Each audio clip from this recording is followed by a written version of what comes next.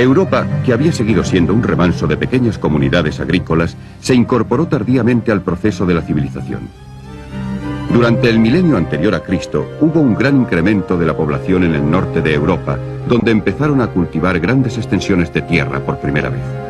La expansión local dio lugar a emigraciones hacia regiones escasamente pobladas.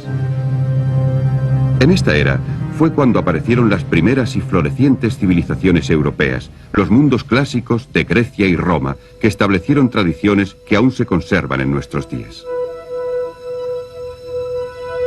En la antigua Grecia es donde se hallan los orígenes de la tradición democrática que se refleja, aunque en forma diferente, en las cámaras del Parlamento.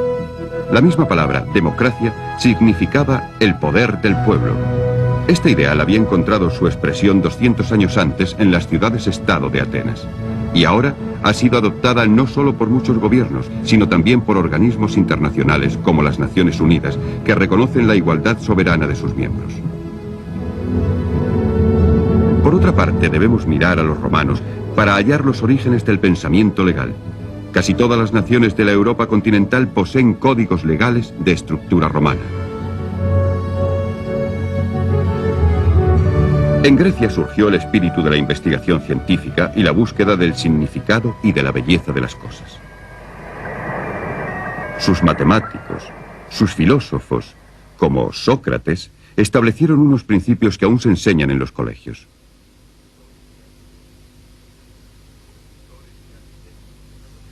Sus escultores y arquitectos desarrollaron unos sistemas de proporción y de composición que han influido en los artistas a partir de entonces, como en el monumento a Washington.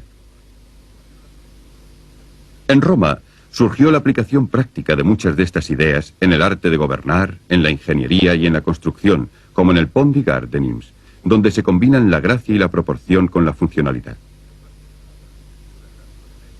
Gran parte de nuestra arquitectura, tanto en América como en Europa, ha sido influida por el estilo clásico establecido hace 2000 años. Pero, ¿cuándo y dónde tomaron forma todas estas tradiciones?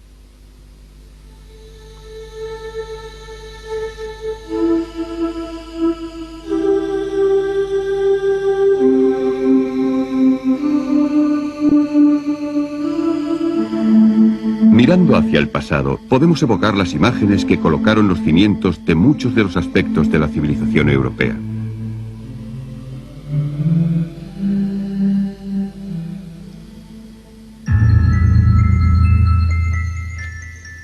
En el siglo XII a.C., el mundo micénico fue invadido y derribado por nuevas oleadas de pueblos greco-parlantes del norte que se establecieron en la zona que hoy conocemos como la Grecia moderna, y desde allí en las costas de Asia Menor, abarcando con el tiempo todo el mar Egeo. Estos pueblos adoraban al dios Zeus, tal y como habían hecho los micenios, y también a muchas otras deidades, entre las que se encontraba Afrodita, diosa del amor. Tras este periodo, en el siglo VIII a.C., el hierro reemplazó al bronce para las herramientas y las armas. Además, los griegos, tras desarrollar un invento fenicio, poseían un alfabeto que flexibilizó la escritura. Utilizada anteriormente solo para cosas como los inventarios, extenderían su uso a la literatura, siendo un gran ejemplo la poesía épica de Homero.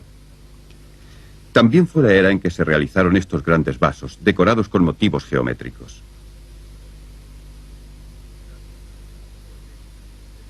La vida griega o helénica dependía de la ciudad-estado o polis. Grecia posee un gran número de pequeñas llanuras costeras rodeadas de montañas. Aquí una comunidad podía crecer en un aislamiento relativo de sus vecinos. Esto ayudó a formar unas unidades políticas naturales, con frecuencia muy reducidas, surgidas a partir de comunidades agrícolas, siendo Atenas la que se convertiría en la mayor de las ciudades-estados.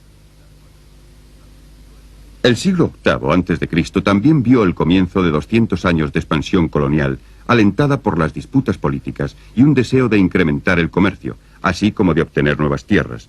El comercio fue facilitado por la aparición de la moneda, que había tenido lugar en Lidia a comienzos del siglo VII a.C. Los colonizadores griegos se desplazaron en círculos cada vez más amplios hasta el Mar Negro y Tracia al este, hasta Sicilia en el sur de Italia, Francia y España al oeste. Aunque no eran colonias en el sentido moderno de la palabra, sino unos asentamientos agrícolas independientes, este movimiento cambió la faz del Mediterráneo. El mar Egeo oriental se convirtió en el punto de encuentro de nuevas fuerzas culturales procedentes de Siria, Mesopotamia e incluso de la India.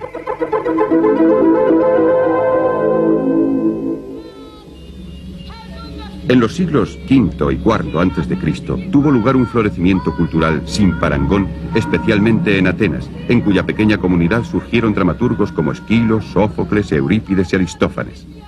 Se cree que Eurípides escribió unas 92 obras de teatro, muchas de las cuales aún pueden leerse y representarse en nuestros días.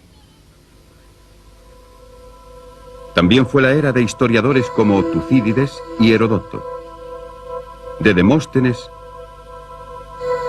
y de Pericles, los oradores políticos, y de gigantes de la filosofía como Platón y Aristóteles.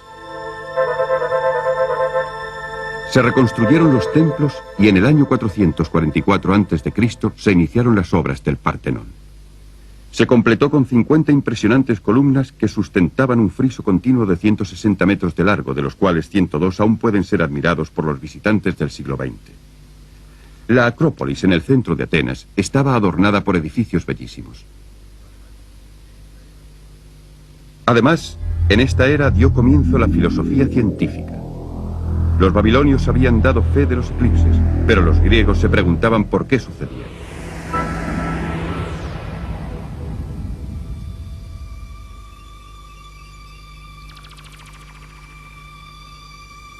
Los egipcios habían utilizado la geometría, pero los griegos desarrollaron el teorema de Pitágoras.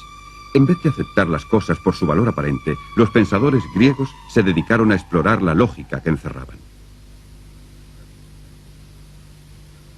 La sofisticación de la cultura griega también queda reflejada en su famosa cerámica de figuras negras y rojas, que encontró un mercado inmediato en toda la zona comercial griega y ha sido hallada en lugares tan lejanos como la India, Rusia central y el suroeste de Alemania. No obstante, estos hallazgos no eran producto de una sociedad exenta de problemas. La amenaza que presentaba el conflicto entre ricos y pobres y la revuelta de los esclavos aumentó con la introducción de la agricultura comercial y las grandes propiedades. Los pequeños agricultores quedaron arruinados y los campesinos sin tierra huyeron a las ciudades, engrosando las filas de los pobres urbanos.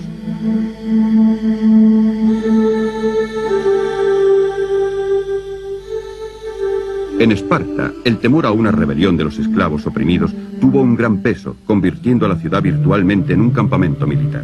Esparta fomentaba las virtudes de una vida rigurosa, de austeridad y disciplina, a expensas del arte y de la cultura. En Atenas se decidió aceptar la asociación con el pueblo, convirtiéndose así en una democracia, en la primera democracia de la historia.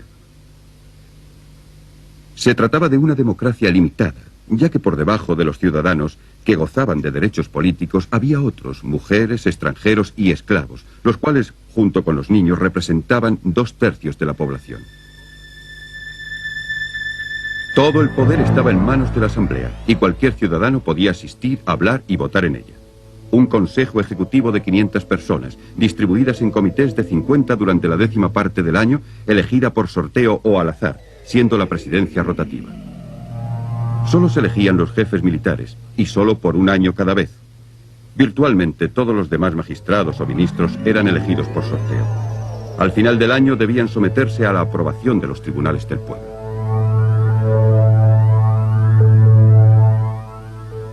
Pericles, el famoso político ateniense, lo describió de esta forma: nuestra constitución se denomina democracia porque el poder se encuentra en manos de la mayoría y no de una minoría. Pero nuestras leyes garantizan un trato igual para todos en las disputas privadas.